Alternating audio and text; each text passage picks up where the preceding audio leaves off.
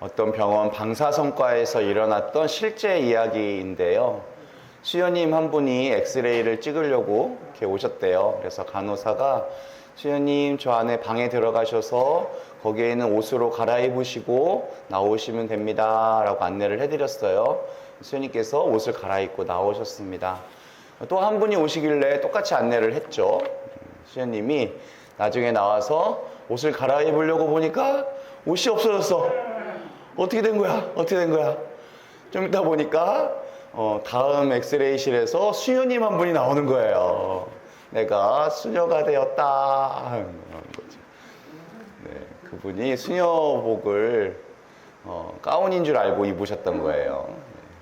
옷만 입었다고 수녀님이 되든가요? 안 되죠. 컬투쇼에 나온 실화인데요. 이거 들으면서 되게 많이 반성했어요. 옷만 입었다고 신부님이 안 되죠. 네. 정말 저는 신부일까? 저는 정말 수도자일까? 옷을 입은 거는 확실하고 남들이 그렇게 불러주긴 하는데 정말 저는 수도자일까라는 생각을 또 하게 되었습니다. 오늘 복음은 예수님께서 진짜로 변모하신 사건이에요. 옷만 입으신 게 아니에요. 제자들 중에 3명만 데리고 올라가셨대요. 베드로와 야고보와 요한. 맞아요. 예수님의 제자 교육 방식이 좀 독특하시구나. 12명 다 데리고 가시면 좋았을 텐데 왜 그 안에서 3명만 뽑으셨을까? 어떤 의도가 있으시지 않았을까요? 있었겠죠. 나중에 사도시대에 넘어가면 베드로, 야고보, 요한이 예루살렘 교회의 핵심적인 리더가 됩니다. 오늘 그들 앞에서 얼굴은 해처럼 빛나고 옷은 빛처럼 하얘지셨대요. 이게 어느 정도의 빛인가? 요한묵시록 1장 16절을 보면요. 그분의 얼굴은 한낮의 태양처럼 빛났습니다. 우리가 태양을 정면으로 볼 수가 있어요, 없어요? 못 보죠. 너무 빛이 강해서 시력을 잃습니다. 모세가 하느님의 영광을 살짝 스치듯 보았는데 그 얼굴에 하느님의 빛이 반사가 돼가지고 이스라엘 백성들이 똑바로 쳐다보질 못했대요. 빛이 반사만 돼도 쳐다보지 못했다는데 오늘은 예수님이 빛 그 자체이신 거예요. 똑바로 쳐다볼 수가 없지요. 또 하나의 경이로운 사건은 그곳에 모세와 엘리야가 나타났다는 거예요. 요즘 말로 말하면 핵인싸예요. 그 모세와 엘리야는 이스라엘 역사를 통틀어서 제일 유명한 아주 상징적인 인물입니다. 그때를 기준으로 모세는 죽은 지 1400년 된 사람이고요. 엘리야는 900년 된 사람이에요. 모세 하면 떠오르는 산이 있어요. 시나이산이라고 있어요. 네. 엘리야도 떠오르는 산이 있어요. 호렙산이라고 있어요. 호렙산. 호렙산. 이 두 사람의 공통점은요. 하느님의 영광을 목격했던 사람들이에요. 어디서? 꿈에. 아니에요. 꿈 말고 현실로. 어디서? 산에서. 모세는 산에 올라가서 십계판을 받은 율법을 받은 영도자였고요. 엘리야는 산 위에서 거짓 예언자들과 싸워 이긴 위대한 예언자예요. 두 사람은 구약을 대표하는 사람들입니다. 그리고 베드로와 야고보와 요한은 뭘 대표하겠어요? 신약을 대표하겠죠. 신약. 그 가운데 누가 계신 거예요, 지금? 하느님이 좀 더 정확하게 예수님이 계신 거죠. 그래서 오늘 이 신비로운 조합은 신구약의 만남을 의미하고 있어요. 그리스도는 이 율법과 예언을 모두 성취하셨다, 성취하지 못했다.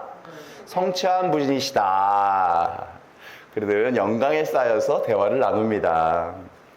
이 대화 내용을 보면요, 왜 주님이 이 세 사람에게 갑자기 이 광경을 보여주셨는지가 나와요. 그들은 예수님께서 이제 예루살렘에서 하실 일, 곧 세상을 떠나실 일을 말하고 있었어요. 십자가를 앞두고 있다. 곧 예수님께서 처형당하시게 되었는데 제자들에게는 그게 얼마나 가혹한 일이겠어요. 아주 혼란 그 자체입니다. 지금 주님은 제자들에게 그 십자가가 끝이다, 끝이 아니다, 끝이 아니라는 것을 말해주고, 아니 보여주고 계신 거예요. 죽음이 끝이 아니고 영광 중에 다시 올 거라는, 나는 왕 중에 왕이다라는 것을 이 장면을 통해서 똑똑히 보여주고 계신 거예요. 우리가 힘들고 어려울 때 낙심하기가 쉽습니다. 하지만 이 어려움이 끝이 아니고 그 고난 뒤에 영광이 올 거라는 것을 알고 있어요. 그걸 믿으면 그 고난을 이길 수가 있어요. 십자가가 곧 올 거지만 그 십자가가 끝이 아니다. 영화의 예고편을 보는 거예요. 마지막 장면에 엄청 영광스러운 승리 장면을 아주 살짝 보여주시는 거예요. 실패하는 날이 아무리 많아도 결국에는 승리할 것이다. 결국 이 광경을 목격한 이 세 사람은요, 예수님의 훌륭한 제자, 야고보는 최초의 순교자가 되고요, 베드로는 주님을 위해서 주님과 반대의 모습으로 순교를 당하고요, 요한은 마지막 순간까지 십자가 밑을 지킵니다. 그들은 기꺼이 십자가의 길을 걸어갈 거예요. 그 힘이 바로 언제 생겼다? 오늘 생겼다. 그래서 오늘 이 산은 세상과는 좀 다른 특별함이 있어요. 산 아래는 혼란스럽죠. 소음이 가득합니다. 요즘에 우리나라는 아주 이상한 묻지마 폭행, 갑자기 이런 일들이 지난달부터 막 생겨나기 시작했어요. 지나가는 사람에게 칼부림을 하는 거예요. 얼마나 불안합니까? 살아가기가. 그래놓고 물으면 살아가기가 너무 힘들었대요. 너무 힘들어가지고 칼부림을 했다는, 게 말이 안 되잖아요. 나는 힘든데 지나다니는 사람은 행복해 보인다는 거예요. 이런 죽음의 문화가 지금 우리나라를 아주 크게 위협하고 있습니다.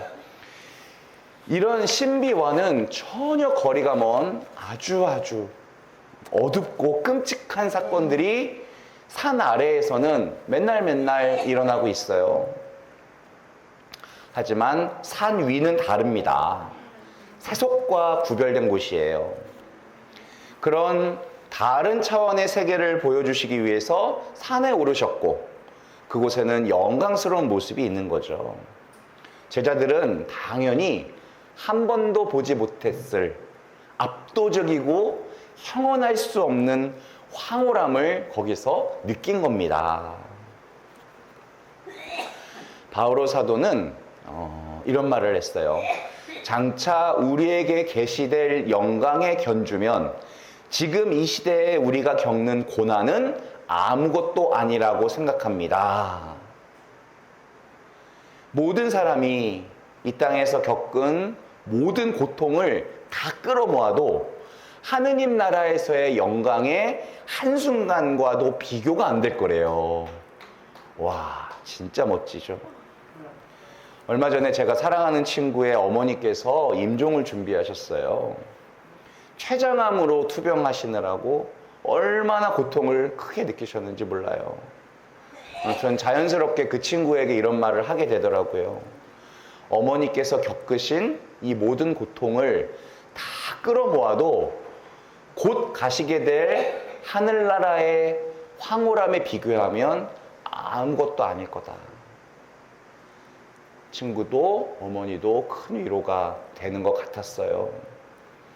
하느님 나라에 대한 희망은 이 힘든 현실을 살아가고 있는 우리에게 큰 위로가 됩니다. 그리고 구름이 와서 그들을 덮었어요. 이는 내가 선택한 아들이니 너희는 그의 말을 들어라. 예수님이 세례 받으실 때와 비슷한 일이 일어났어요. 그의 말을 들어라. 너희는 신비한 영광에만 젖어 있지 말고 내 아들의 말에 귀를 기울여라 하시는 거예요. 우리가 너무 체험만 강조하다 보면은 말씀에 소홀한 약점이 있을 수 있어요. 개인의 체험을 말씀보다 더 강조할 때가 많아요. 내가 체험을 했다 하더라도 그 체험을 반드시 말씀으로 해석하셔야 돼요. 말씀에 귀를 기울이는 일이 그리스도를 따르는 일입니다. 우리는 종교를 믿는 종교인이 아니에요.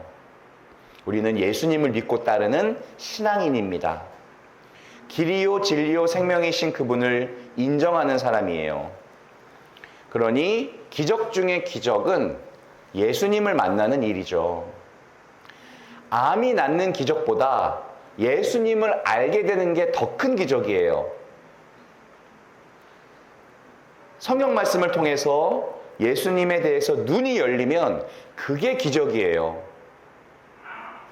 오늘 제자들처럼 예수님께 눈이 열려서 매일매일의 삶을 희망으로 살아가는 것, 그게 기적이에요. 매일매일 주님의 거룩한 변모를 체험하시기 위해서 말씀에 귀 기울이시고 그 말씀대로 살아보시는 연중 18주간이 되셨으면 좋겠습니다. 아멘.